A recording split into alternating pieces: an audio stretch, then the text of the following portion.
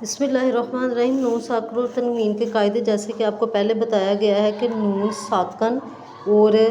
تنوین جہاں پہ دو زبریں زیریں وغیرہ کچھ بھی آپ کا آئے گا، اس میں آپ نے کیا کرنا ہے، اگلا جو لفظ ہم پڑھنے لگے ہیں ضرور وہ آپ کا اقلاب ہے، ٹھیک ہے۔ اقلاب میں آپ نے کیا کرنا ہے، اقلاب میں آپ نے دیکھنا ہے نون ساکن اور تنوین، ٹھیک ہے۔ نون ساکن اور تنوین کے بعد اگر فوراً آپ کا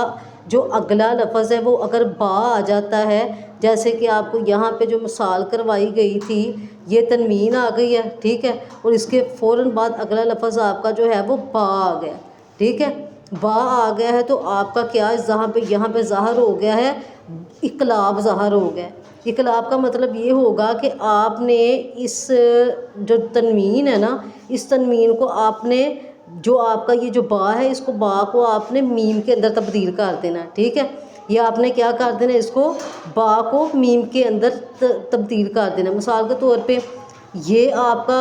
گناہ تو ہم نے ہمیشہ اسی کے اوپر کرنا ہوتا ہے نا، تو گناہ جو ہم نے اس کے اوپر کرنا ہے وہ آپ نے کیا کرنا ہے، اس کی میم کی آواز جو ہے وہ نکالتے ہوئے، گناہ کرتے ہوئے میم کی آواز کو آپ نے نکالنا ہے، ٹھیک ہے۔ مثال کے طور پہ آپ نے اس کو پڑھنا ہے والا دن، ویسے ہم پڑھتے ہیں والا دن، ٹھیک ہے، والا دن کو گناہ کرتے ہیں، والا دن پڑھتے ہیں نا اس کو آپ،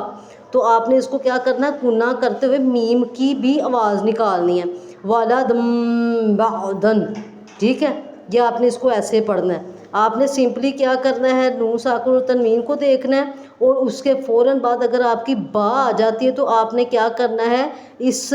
با کو میم کے اندر کنورٹ کر دینا ہے، اور یہاں پہ آپ نے گناہ کرتے ہوئے آپ نے کیا کرنا ہے، یہاں پہ